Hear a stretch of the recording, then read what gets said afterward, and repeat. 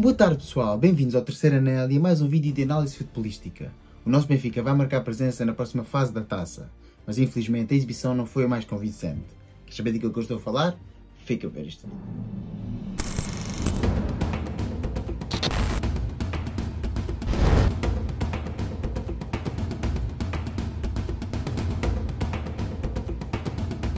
Pois é, meus amigos, o nosso Benfica entrou ontem em campo em Moreira de Cónegos, sim, em casa emprestada, no estádio do Moreirense, para defrontar o Pevidém na terceira eliminatória da Taça de Portugal, uma equipa do Campeonato de Portugal e com um orçamento bem inferior ao do nosso Benfica.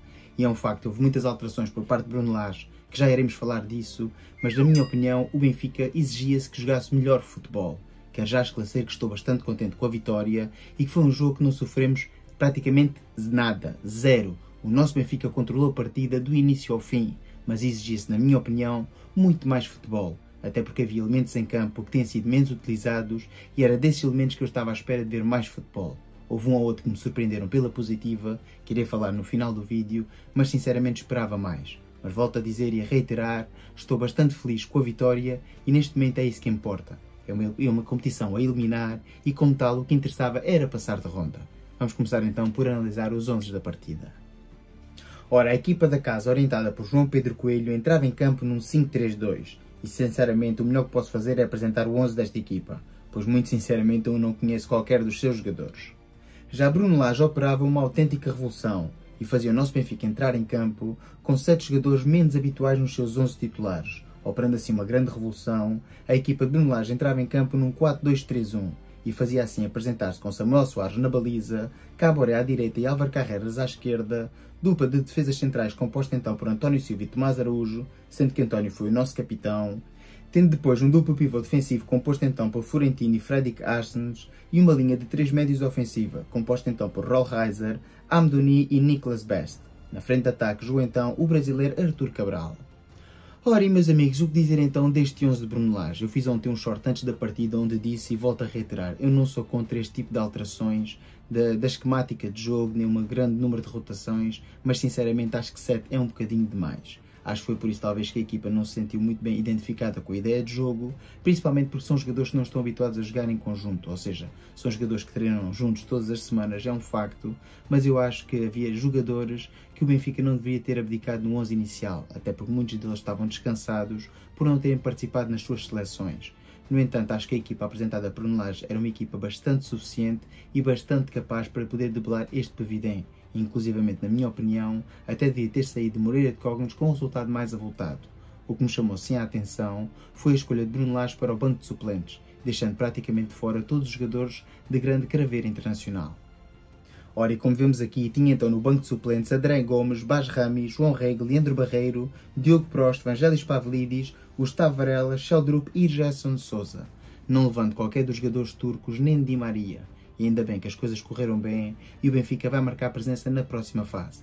Mas imaginem que o jogo se tinha complicado, olhar para este banco sinceramente tirando Pavlidis, acho que todos os outros jogadores são assim de calibre menor.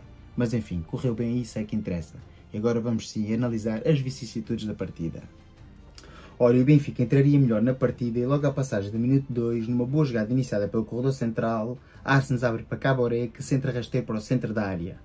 Best, aparecendo pelo corredor esquerdo com um bom remate colocado, abria assim um marcador em Moreira de Cónegos. O Benfica voltaria a criar perigo à passagem do minuto 8, quando numa jogada iniciada no corredor esquerdo, a bola chega até Artur Cabral no corredor central e este com um bom remate de meia distância obriga o Rui Ribeiro a uma defesa atenta. À passagem do minuto 35 era o Benfica novamente a criar perigo. Num bom canto marcado por Best à direita, Tomás Araújo eleva-se mais alto todos os seus adversários e com um bom cabeceamento vê a bola passar a centímetros da trave. Ora, e com a chegada do intervalo via-se claramente que o Benfica dominava a partida. Com 54% de posse de bola, o Benfica tinha feito um total de 8 remates contra 0 do Pevidém, tendo assim criado 2 chances de golo contra 0 da equipa local. E é assim, meus amigos, o que vos dizer então ao intervalo? Eu sinceramente tinha a noção que o Benfica estava a controlar o jogo e estava a jogar a prazer. No entanto, acho que o Benfica devia ter sido mais contundente, pois ao fim e ao cabo a gente sabe perfeitamente que num qualquer lance fortuito de contra-ataque podíamos ter sofrido um golo e assim acabaria por empeorar a situação. O Benfica não tinha assim grandes armas no banco na minha opinião, mas os jogadores que tinham em campo, na minha opinião, deviam ter feito um pouco mais, pois ao fim e ao cabo estamos a falar de jogadores que não têm tido muitos minutos, e como tal eu pedia um pouco mais, pedia um Benfica mais contundente e mais ambicioso, e que fosse para o intervalo com a partida resolvida. Mas infelizmente isso não aconteceu e teríamos que esperar pela segunda parte para resolver a mesma. E na segunda parte seria novamente o Benfica a criar perigo, à passagem do minuto 63, numa boa triangulação entre Álvaro Carreras e Best, a bola sobra para o lateral espanhol com um bom remate de pé direito, vê novamente o guarda-redes da equipa da casa fazer uma defesa atenta. E seria necessário chegar até o minuto 74 para vermos o momento da noite, o segundo gol do Benfica. Após uma jogada iniciada por Best, e uma vez mais com Álvaro Carreras na mesma, este com passe em profundidade encontra Arthur Cabral, que com um toque subtil deixa a bola para o extremo alemão, e este com um grande pontapé ao ângulo superior esquerdo da baliza da equipa da casa acabaria por estabelecer o 2-0 final, o grande gol da noite. Ora, e com o final da partida tínhamos então as seguintes estatísticas. O Benfica dominava claramente a mesma, tendo uma posse de bola de 54%, tendo efetuado um total de 17 remates contra 2 da equipa da casa e tendo tido assim 3 chances de golo contra 0 da equipa do Pevidém, mostrando assim o autêntico domínio da equipa encarnada.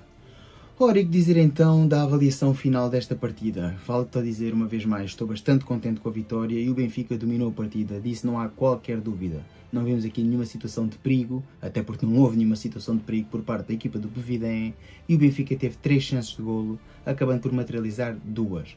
E sinceramente acho que o Benfica mereceu ganhar, disso não há qualquer dúvidas. Há quem fale da arbitragem, volto a dizer uma vez mais, não vou tocar na arbitragem, e vou sim falar dos jogadores que na minha opinião se destacaram pela positiva. E vou começar então pela defesa, onde Issa Caboré fez uma grande partida. Muitos diziam que este jogador não tinha valor para o Benfica, e agora também muitos vão dizer que só fez uma boa exibição porque era o Pevidém, mas um facto é que a fez. Eu vou de jogadores com mais nome no Benfica que não fizeram assim uma exibição tão conseguida. Caboré foi uma autêntica locomotiva na ala direita, inclusive fazendo a assistência para o primeiro golo, mas envolveu-se várias vezes em situação de ataque e até esteve bem, menos contundente talvez a defender do que era necessário, mas também é dos primeiros jogos que faz com a camisola do Benfica em que alinha como titular. Volto a dizer, acho que este jogador tem bastante potencial, também é preciso relembrar que está apenas emprestado e que o Benfica não tem qualquer opção de compra, mas na minha opinião é um elemento bastante válido para poder fazer a rotação com Bá. Já no lado esquerdo tenho assim a destacar Álvaro Carreras, que voltou a fazer uma grande partida, muito dinâmica e entendeu-se muito bem com Best, ao que não estava nada à espera, para ser sincero, até porque à partida eram concorrentes do lugar. No entanto, o entendimento revelado entre o lateral espanhol e o extremo alemão foi realmente de louvar, mostrando várias vezes um entendimento nato. Parecia que estes jogadores já jogam há imensos anos juntos, quer no jogo interior, quer no jogo de linha, e só quem tem a ganhar com esta polivalência de ambos os jogadores é o Sport Lisboa e Benfica. Para destacar por fim, quero ainda destacar o papel de Arsens no meio campo, um autêntico dínamo e dono e senhor do meio campo do Benfica, quer na transição ofensiva, quer ainda no momento defensivo, ajudando bastante Tino, mas principalmente nos lançamentos em profundidade, voltando a mostrar uma vez mais que afinal se calhar este jogador serve para jogar no meio, pois muitas pessoas diziam que ele só iria render a extremo esquerdo. Está a mostrar uma vez mais que é claramente um jogador para jogar no miolo, mas na minha opinião, no meio campo a 3. Por fim, o MVP desta partida não poderia ser outro senão Jan-Niklas Best, com 2 golos numa partida em que ganhamos 2-0, evidentemente seria o extremo alemão, aliás o lateral extremo alemão, a levar o MVP da partida. Mas não foi apenas pelos golos, foi todo o jogo que proporcionou e toda a ideia ofensiva que trouxe à equipa encarnada, quer pela ala esquerda, quer ainda pelo jogo no corredor central, mostrando uma vez mais que é um jogador bastante polivalente e que também pode atuar como extremo direito. Já o fez no campeonato alemão e, como tal, Bruno Lage tem aqui uma surpresinha para a nova época. Por fim, resta-me apenas falar de Bruno Lage, que acho que esteve muito bem a escalar o 11 e a pouca intensidade dos seus jogadores na primeira parte, na minha opinião, não é culpa do mesmo, efetuou várias substituições e, na minha opinião, esteve bem. É um facto quando vemos assim as estatísticas e vemos que o Benfica encontrou-se 4 vezes neste momento com equipas do quarto escalão, esta é a vitória menos conseguida, sendo que jogámos o ano passado contra uma equipa do quarto escalão e ganhámos por 3 golos de diferença, já tínhamos ganho também a São Joanense por 3 golos de diferença e aos Dragões Sandinenses há uns anos atrás por 4 golos de diferença. Os 2 golos de diferença, na minha opinião, têm a ver com a partida da próxima semana, que será assim em casa com o Feyenoord, uma partida bastante complicada e que é difícil tirar da cabeça dos jogadores, pois muitos deles sabem perfeitamente a importância que é a Champions League e essa partida em casa, e o que a mesma pode trazer no apuramento para a próxima fase. É assim, resta-me apenas esperar agora um bom sorteio para a quarta eliminatória da Taça de Portugal, continuar a arrumar esta equipa e perceberem todos que são bastante válidos e que Bruno Lage vai fazer rotações ao longo das competições a efetuar. Relembrem ainda que temos uma Taça de Liga este mês, temos a Liga dos Campeões e o Campeonato. E como tal vai ser preciso ter todos os elementos bastante identificados com o projeto e com a ideia de jogo de Bruno Lage. É assim, está feito então o vídeo, espero que tenham gostado. Se for o caso, dá o like, comenta, partilha, subscreve. Já sabes, para cá se tiver X, segue no X e ajuda a crescer o canal. Fiquem bem e até o próximo vídeo. Viva o Benfica!